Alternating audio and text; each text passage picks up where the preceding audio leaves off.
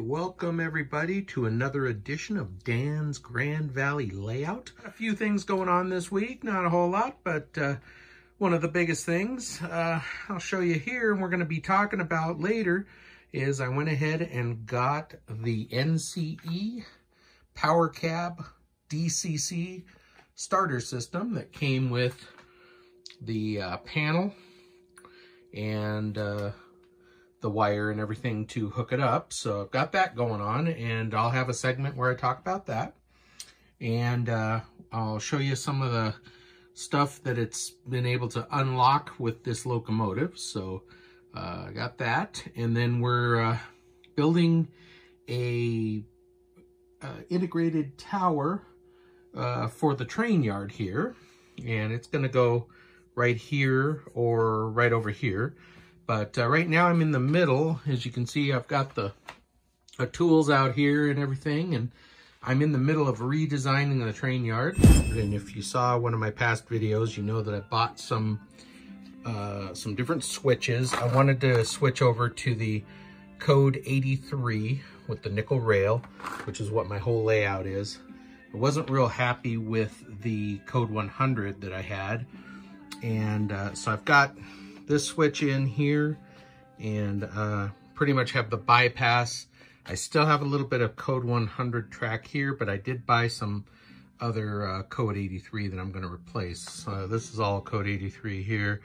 I'm going to replace this switch and this run here. So that's kind of what I'm doing. Now I just put this switch in and I installed a Caboose Industries ground throw. So I just nailed it down here and I connected it to the throw arm there. So now when I throw it, it throws the switch. And I kind of like it because it really keeps the switch pressed against the side that it needs to be. So that's going to eliminate some of my derailments, because some of these snap switches like these, they're not real positive, so I get a lot of cars that get in here and end up derailing at the switch. So I'm hoping that these ground throws are going to be kind of cool. So anyway, that's what I'm doing right now, just kind of getting that back together with the Code 83. So here's how I have the panel mounted, just to the front of my little shelf here. And then I don't know if you can see inside, you can kind of, I brought the wires up, just drilled a hole. And then I'll show you what I did under here. Now, another addition, I added this 10 outlet power strip, which really helps for when you have tools and vacuum cleaners and things you need to plug in. But let me show you under here. I came up in my stuff. I had this really neat little grommet. See that? Little plastic grommet.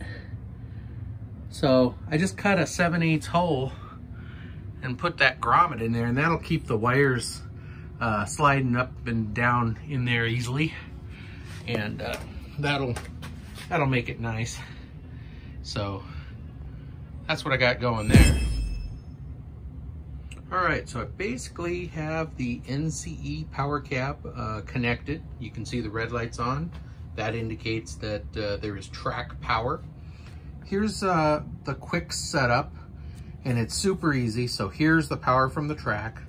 You put it into this little connector they give you that comes along with the panel, and it's a couple of screws. You plug it in, tighten it, plug it in there, and then the power to the wall wart goes there, and then that's basically this panel.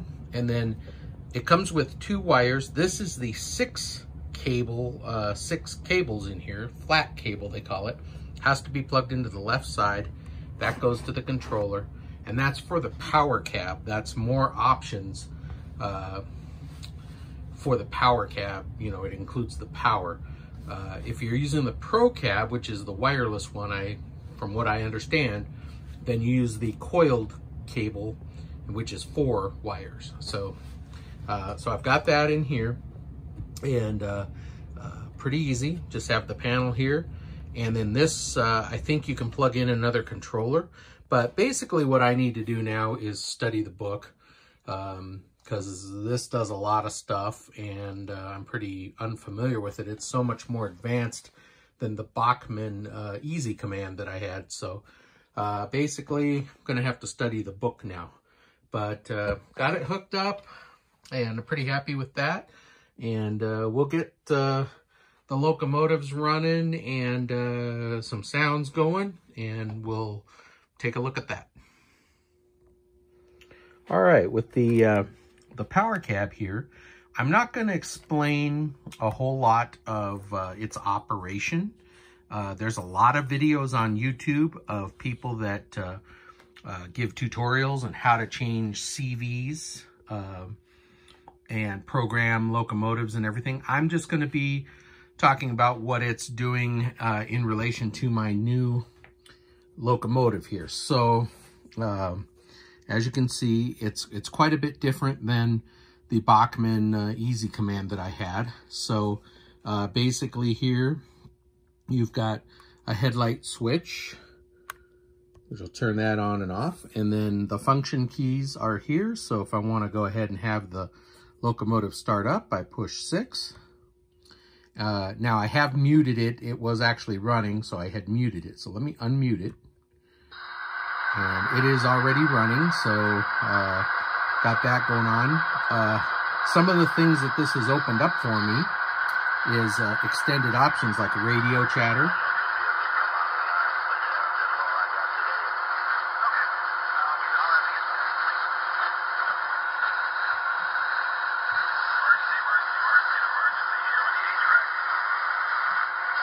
And then there's other options that this train will do. It'll have background noise, and it's just as easy as hitting option, and then that expands the function keys. So it gives me more range for the functions that it can do. So the speed on it is much smoother. I've even noticed with the Bachmann locomotives that the speed control is much better with it. I can go ahead and increase the forward speed a little bit, and it's just ultra smooth. I'll just go ahead and run this up a little.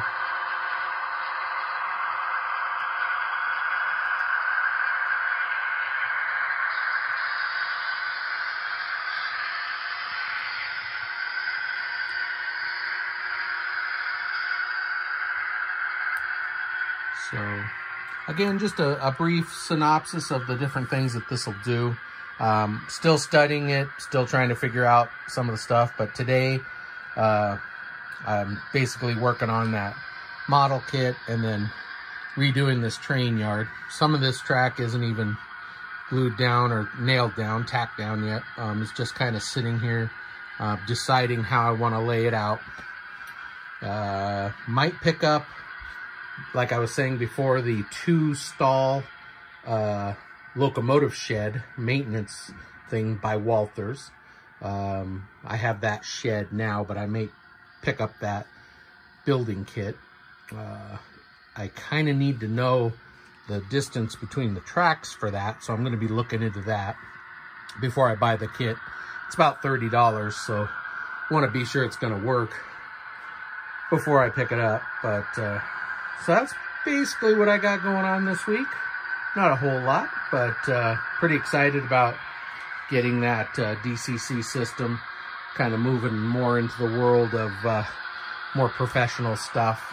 So pretty exciting. Let's give it some horn as it comes around the crossing there. And put the bell on.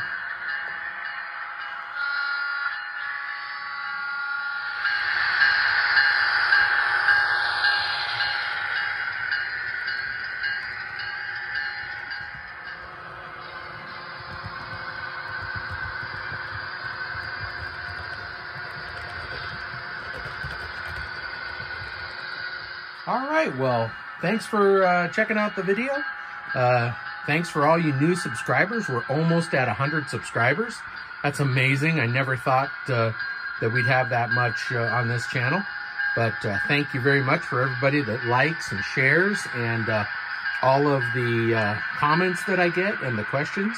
I answer them all, so feel free to shoot me a note on those comments if you have any questions that I can answer about the Grand Valley layout or any of this stuff. I'm pretty new to it myself, so this is just stuff I figured out over the last year and a half, but just a fun hobby. So again, thanks for watching, and we'll see you on the next update.